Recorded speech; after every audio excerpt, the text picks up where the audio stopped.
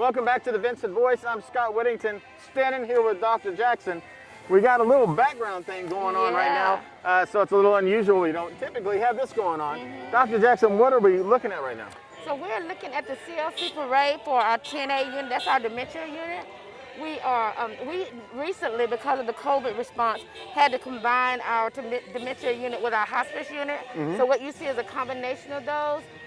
And here, the families who haven't seen their loved ones for probably over 55 days, 60 days now, have the opportunity, you know, while we're still operating and observing social distancing and the masking, they're able to engage with their families for just a few minutes. If you'll look at that card there, they're able to stand there with their family member, wave and do signs. So we've been looking forward to this. This is our second parade. Our first one was with our 8A West and East crew. It was a success, and this one is equally a success. So we're very excited about it being able to let our veterans engage with their families on some level. I believe that first parade was last week, and it was about 60 cars that came through here. And lasted more than a half hour. It surely did. Family stopping and talking. Why is this so important to the family?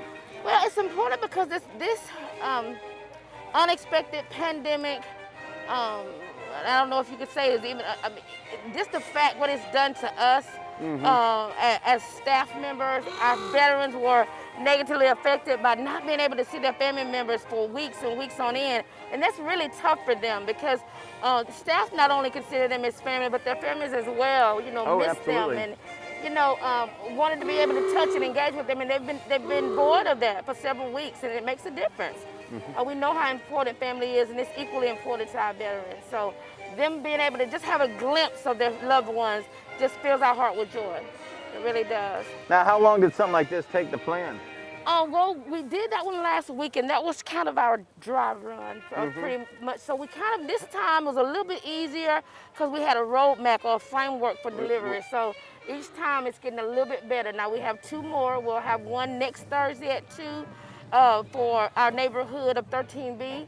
And then we'll have another one the following Thursday at 2 o'clock as well. And that'll round us out with our 12A is next week. 17B, 19B, and 13B are the following weeks. Okay, and so we're gonna do this again. And I mean, this is such a beautiful day, just like our last parade. You cannot ask for a better day than this. So what other things we got coming up for our CLC residents? Or I know that they got daily activities to keep them and then we also try to engage them with FaceTime so that, you know, we have our social workers as well as our staff on the units that engage them with FaceTime, because even though they can't touch them, it's just something about being able to see their family members that really excite them and make them look forward to that next time that they can do so. As we are getting ready to gear up into our recovery phase, we're looking at more ways in which we engage, but we're still looking to solidify that because we want to be able to, even though we recognize how important it is for family members to engage with the veterans, we want to make sure that we adhere to all the safety guidelines. So we'll be working on some things to make sure that we follow those guidelines. And I'm sure everybody knows, but let's say it, the reason we are so careful, especially with this population, because our CLC veterans tend to, if you watch the news on any level, you know that our elderly population are more vulnerable to the virus, and they tend to get sicker quicker and they stay sicker longer. So we make it our business to make sure that we protect our veterans at every cost. Of course, we don the appropriate PPE when they're on isolation. We wear masks. Every staff member here wears a mask all the time to protect our veterans from anything from the outside. And we're constantly washing our hands and sanitizing. Wash your hands for 20 seconds. Sing happy birthday twice. And use plenty of hand sanitizer. And that social distancing is so very, very important. And we are adhering to that in our hallways. Even when we reopen, we're still going to be wearing the mask. Still going to be wearing, and you know, a wonderful thing too about us, we also hold each other accountable. So if you run up on somebody and they're not doing the social distancing or they're not donning the mask properly, we call them out because we want to make sure that everybody is taking every measurable step to make sure that our veterans stay safe. It just takes one. It just takes one. As long as we're policing each other, we should be okay. Well, hey, Dr. Jackson, is there anything else you want to say about this beautiful day and what's going on? Just beautiful day, beautiful occasion. we're just so appreciative of all the support that we've gotten, but not just from the family, but from the community at large. And we're just so thankful to be able to offer this time of celebration and coming together for our veterans and their families. Yes, ma'am. Okay. Well, I hope we have more beautiful days for the next couple of our parades. It's hot, but it's beautiful I know out here. it is. I had to take my jacket off. Yes. I was starting to get a little sweaty. Yes. So, yes, ma'am. Well, thank you for joining us, Dr. Jackson. Thank you for joining us. We'll see you a little bit later with more Vinson Voice. Bye-bye. Hi, I'm Don Carswell, General Manager of Dublin Chevy Buick GMC. During these uncertain times, we want you to know that Dublin Chevy Buick GMC cares. Whether picking your car up for service or delivering your new car to your home, Dublin Chevrolet cares. From Dublin Chevrolet to your driveway. Anywhere in the state of Georgia. And to make it easier for you, we're offering 84 months at 0% with no payment for 120 days. Dublin Chevrolet, the only dealer you will ever need. Hey, I'm Glenn Register with Hometown Supply. Hometown Supply, located in downtown Dublin, is here for all of your home and hardware needs. We work with customers. I know sometimes times get tough. We work with you through those. Local delivery is available for merchandise sold. Anything that a customer needs, we take care of. Just remember, if you can't do business at Hometown Supply, you just can't do business. Welcome back to the Vinson Voice. We just had that beautiful parade, but also I wanted to recognize our officers because this week is Police Week all over the place, and I got some moisture on me. I don't know what just fell on me, but it's Police Week this week, so I wanted to recognize our officers. I've been recognizing 2 police officers every day on our Facebook page. I got to go out to the range with them today and see them shooting some guns. Was that fun? Oh yeah, it was. And I was in the simulator. I just watched in the range though. In the simulator, I got to do it, and I did pretty well, you know, Marine Corps. But so officer back. So let's first off, I love my veterans.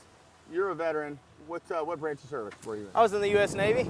Okay. Hoorah. Right. So I was in the Navy for 7 years. I joined early.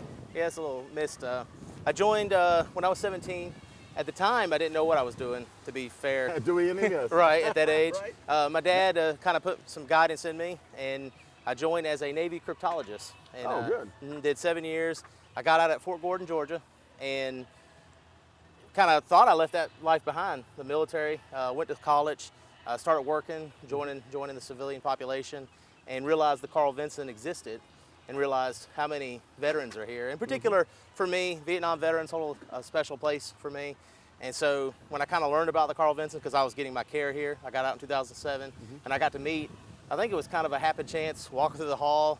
There was a Vietnam veteran in a wheelchair, needed a push. I just happened to be there. And in that 10-minute conversation, I got kind of a realization. Wow. Yeah. Right. So for me, it's Chance meetings. Yeah, that's it. And so I'm very happy to be here, and that kind of alludes to why I'm here. I want to serve our veterans, the ones that served us, and that's part of my passion. That sounds good. That's why I'm here. I know that's why a lot of people are here. So, all right. So now, when you first started working, you applied. You didn't start off in the police. No, force. sir. No, sir. I did have some law enforcement experience prior to here, but and the truth be told, I was just trying to get my foot in the door because it's a great place to work. So obviously it's competitive, and I think at the time the only thing that was opening was in housekeeping. And I got to tell you, housekeeping is a great place to be. Richard Nesbitt, he's retired. They got some good guys to take over. I loved it. They're all veterans, by the way. So I got my foot in the door. I learned a lot about the VA. I learned how our mission is, how it works, and I got to learn the place, and I got to learn where I would want to be, and police services was it. All right, so you went from housekeeping into police. Not directly. Oh, all right. Yep, so I actually went to the PIV office. That's There's right. a step. Well, you know, hey, and that's, PIV falls under police. it force. does. Yeah, It does all fall under the department, and that's the thing about the VA is I think it's a special thing. You can. There's just about any job. That's right. We're almost like our own city here with every job possible. And it's a journey. You know, you come in and there's a lot of people here who, you know, they've invested themselves into this place and they've been here 25 years. And what you don't know unless you talk to them is, you know, they're veterans themselves and they are here. They were GS4s when they got here, you know, and they put their time in and they learned and they grew and they helped veterans and here they are. You know, you can see the culmination of their work and it's exciting. I like it. I know I've been here 2 years and I see people leave and you see that whole field, you know, it needs to be filled and That's but right. luckily, Ooh, well we got said. good people that move in and take that spot. Absolutely. All right. So you started on or you went to ID. That's right. PIV PIV card. badges. Yep. Yeah, and then you got your officer job, but I see a couple stripes there. That's right. And I don't remember seeing those when you first started. No, sir. No, sir. As I come in every day, I try to give my best effort, and I'm going to keep plugging away and keep trying to put in. And my goal is for you to see more stripes. All right. You ain't done yet. That's right. good. I ain't done. No, sir. All right. So what do you think about these veterans that we just had the nice parade? So what do you think about them getting with COVID going on? Oh, and man. We're having to stay, That's apart right. here. What do you think about them veterans getting to see their Well, families? I think it was one of the most important things that we could be doing. When you look at the families, a good indicator. I'm at the end of that checkpoint, and I'm watching the families go. And we did something right because those families, you could see the emotion on their face. Oh yeah. And I they got choked up a little bit. Ooh. A little bit. And you can see it, and they needed to see their family. And with the It's been coronavirus 60+ being, days, that's so, right. You don't want to put these people at risk. These are elderly population, vulnerable to this situation. But at the same time, how do we make this happen so that they can have some family connectedness? And I'm just proud of the VA for doing that. You know, so. I know it's been a while since we've seen them in the hallways because we have to unfortunately. Yeah, the lock wards down are our neighborhoods. quarantined. Mm-hmm. Yeah, to prevent that spread, we're doing everything we can.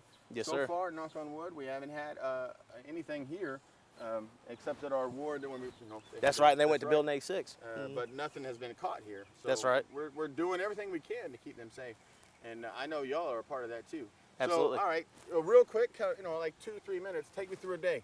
Okay. When Officer Baxter, Corporal Baxter, arrives on station, what does he do? So let me preface this because I'm going to give you my routine. All right. But I don't want anyone to get used to that because we have to change it up. Oh, good. You don't want predictability, right? So, for example, so there's not 2 hours of watching YouTube videos before you get started. there better not be. All right. There better not be. Let me not see that. So just for example, we'll tend to come in a little bit before 7, get your shift, your briefing, what happened previous shift, what's going on, what our current concerns are, where are our hot spots, this kind of thing. Once we take over, I personally like to get out and do traffic. I like for people coming on to property to know we exist, we're here, and just to have the right mindset coming into the VA. It alleviates a little bit of. That's right. That's right. And also that there's somebody they can talk to if they need something. So, typically for me, I'll be in traffic first thing in the morning for a little bit. From there, I kind of, depending on the needs of the shift, I'll kind of hit that up, and then I'll come inside and do interior patrol. I personally like to hit the wards. I have to be careful, obviously, with the quarantine. To say hey to our veterans. I've got some friends that haven't really been around since this happened. I see them all the time. So that and training, making sure that, hopefully nothing ever happens, but we're here in case something ever happens. And that's when so check our Facebook page for all the range training because we got some good photos of y'all out there. And y'all do that how many times a year? 4 times a year. You are training and making sure that you're... Well, and that's just the firearms. We have other trainings too. Oh, so hand-to-hand stuff. absolutely, Cool. GDR, Yeah, absolutely. I'm a big fan. I'm a GDR instructor here, and I think that's also important. Obviously, our most important tools are our ability to speak, our customer service, Absolutely. our verbal de-escalation, and God forbid we ever have to use those kinds of skills or our police officer in that aspect. You're ready for it if you have That's to. right. And so between training and between our duties, we stay pretty busy. So Not much downtime. no, not You're really. on the ground. And- What are your shifts? 12-hour shifts? 12-hour or something? shifts, Yeah, that's so, right. Yeah, y'all are ready to go home by the end of the shift. Oh yeah, mentally But, tired. Yeah. But you'll see the But veterans again the that's next right. day, That's so. right. And don't let it fool you. If you see us standing on the corner, don't let it fool you. If you think we're doing something. We're working. Okay. Now here, this is a toughie. Why law enforcement? I see law enforcement has the greatest public good. I'm a personal opinion that there's nothing worse than a bad cop, but there's nothing better than a good cop. And with that mindset, That's a good one. I tend to think that I like to be the person. You come out and you say, hey, I got this problem and I don't know how to solve it. What does everyone do? They call the law because they don't know who to call most of the time. Right. And I like to be able to help them figure that out. That's part of it. And I like to be, on a more personal level, I like to be the sheepdog. All our veterans here were all sheepdogs at one point. And I like to say, hey, by the way, I got you. So that's kind of my mindset.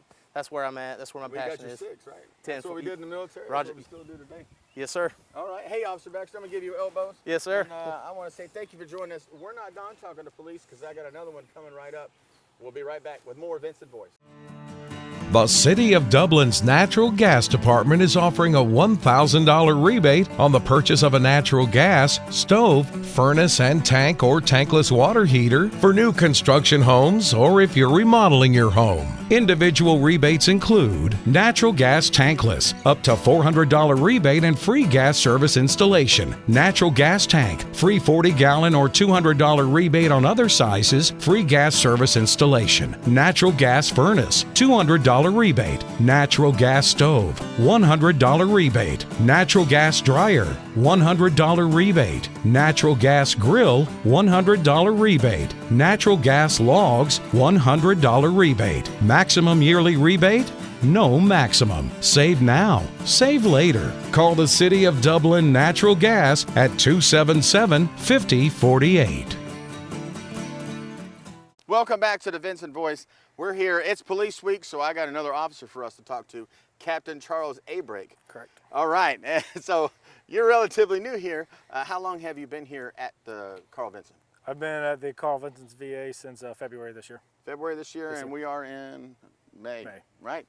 So I can't do math right now because it's hot out here. 3 months. Yeah, thank you. And so you've been working hard, and you're obviously you're captain, so you're one of the leaders. I know you were out there at the range today, teacher, or I want to say teacher, the coach, or the block, as we used to call it in the Marine Corps. So all right, tell us about your past, because I know you're a veteran as well. Yep. Did 10 years in the Army. 10 years. I was a military police officer and canine officer with the Army, and went overseas a couple times.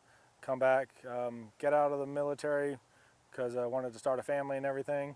So I went over to civilian law enforcement in Georgia, up in Augusta area, and started working there. VA kind of came along and offered me a job down in Florida. I like helping veterans, so I kind of left the sheriff's office because with the VA, I found out that I can help veterans more than I could as a road deputy or a road officer. So I made that. It was a difficult switch at first, getting used to how the VA does things from the locals. But I've been with the VA since 2008. This is my 4th VA I've worked at. So I started off in... And best. Yeah, so far it's the best. All right. Started off in North Florida, South Georgia, working for that VA healthcare system. Went up to Hampton, Virginia, worked there for a little bit. Went out to Montana, and that's where I came from Montana to here. Oh, wow. Okay, that's a big shock. I actually went to the Hampton. That was my my first VA when I got out, because I went to school at Old Dominion in Norfolk, Virginia. Yep, Norfolk, Virginia. Yeah, all right. So Montana to Dublin, quite a culture shock, would you say, or is that you see some similarities? Similarities. Dublin's got a little bit more stuff than Montana had as far as you know, services available, and it's not as country as Montana was. Okay. Came here. I'm the operations officer in training, so I'm in charge of the daily operations of the uniform division, and I'm also responsible for the training for the whole department. So it's roughly 32 officers that are under me. 32 officers. All right. So I hate to do this to you. Okay. What years was the Army? Army was from 96 to 06. 96 to 06. That ain't too bad. I was in 98, so. Okay. All right. You were, because I remember you said, how many years of law enforcement you got? 12 years. 12 years. Okay, Yep. good to go. I know we got a lot of officers. If you watch our Facebook page, we have some that have more than 30 just by themselves. If you were to count my military time plus that, I'm pushing 23 years. 23 years Total law time. enforcement. All right. So there is no other choice. No, unfortunately, I'm 5th generation law enforcement for my family. 5th generation? Yep, everyone in my family's been, at least for the last 5 generations, has been cops. The tree is getting a little friendly here, so rather than have you arrested, let's back up here, or back forward. So, all right, tell us about why law enforcement. You got family ties, obviously. Besides the family ties, I've always had an interest in helping people and solving crimes, or solving mysteries, if you want to call it that. It's just the aspect of being there to help somebody when they call you, call for help in their time of need, being the one to respond. I know it's not kind of corny to say it, but I enjoy giving back to the community. I did it with the military, and now I just continue that service. It just gives me a sense of pride and joy for helping everyone out. All right. So you've been in Dublin 3 months. What do you like best about this town? The fact I know I like the food downtown. Food downtown is great, but the fact that there is a Dunkin' Donuts. Oh, yes. I know. It's right over there. It's almost in reach. You can see it right Yes, and coming from Montana, there was no donut shops except No for like Double D, locals. no Krispy Kreme. All exactly. So actually having decent donuts and not the mom and pop shops is pretty good. Yeah, all right. Well, I'm going to tell you though, we got a couple mom and pop shops that are amazing. Yes, so, I've had that one mom and pop shop right down the street. Their donuts are awesome. All right. Well, hey, sir, I want to appreciate you letting me come out today to the training. Hope you enjoyed it. They do it 4 times a year. They pistol and rifle. And we also do, our officers are trained in ground defense. We're also trained in active threat situations. So when it comes to if an incident happens here at the hospital, yeah, I remember doing that. Our guys have more than enough hours than most of your local agencies do. Most of your local agencies, to put in I guess concept is they only get to train maybe once every 6 months or once a year. We do more. Our officers are required to shoot at least 800 rounds a year in pistol, and then 200 rounds a year or more with our rifle. Yep. So we get more training than the outside agencies do on most of the places I've been at. I love good training. I mean, that is the Marine in me. I know I say it every week. I mention I'm a Marine at some point. So, I mean, training is in our blood. I still want to do it today. Even when I was out on the range today, I was like, oh, let me shoot. But I know that we couldn't do that. But I did appreciate the downstairs. We could talk a minute or two about that. You have the Mills, M-I-L-S. The Milo system. Milo, that's right. Milo system, where it's basically it's an CO2 cartridge weapon that is an exact, I forget the word, but it kicks and it does everything, and you're in scenarios or target shooting. So the Milo system uses the exact same weapons that our officers would use. So the pistol that we carry, it's the exact same model, which is a CO2 cartridge with a laser for the barrel. Same thing with the rifle. If we had the rifle one, it's the exact same rifle that we would carry. Our OC, our flashlights, even our batons. It mirrors everything, and everything is hooked up with sensors. And it's tied into the system. And it's tied into the system. So whatever the officers are doing, they can use everything that they're trained with for the scenarios. These are real video scenarios, so correct. It's actual people. It's not a cartoon or some 64-bit thing. These are scenarios to where the officers can practice their communication skills. Depending on how the officer's doing it will depend on how the scenario goes. So while the officers are actually doing the scenario, I'm sitting behind them controlling the whole thing. So if they're doing what they're supposed to do and what they're taught and giving good verbal commands, then I can make the suspect in the video comply with their wishes or not comply. And I remember saying it was like a choose your own adventure. You do the right thing, and then the suspect or the person will do something different depending on how the officers react. Correct. The also good thing with Milo system that we have for the officers is instead of going to the range and burning ammo, I can bring the officers down there, and our range is actually set up on the system, so we can use that system to qualify, practice, whatever we need to do without actually burning. So no live ammo, and it don't matter what the weather is. Exactly. Very good. All right, hey, Captain Maybrake, I appreciate you joining us, and I appreciate you again for watching. We're going to be back next week, but thank you for joining us for the Vinson Voice.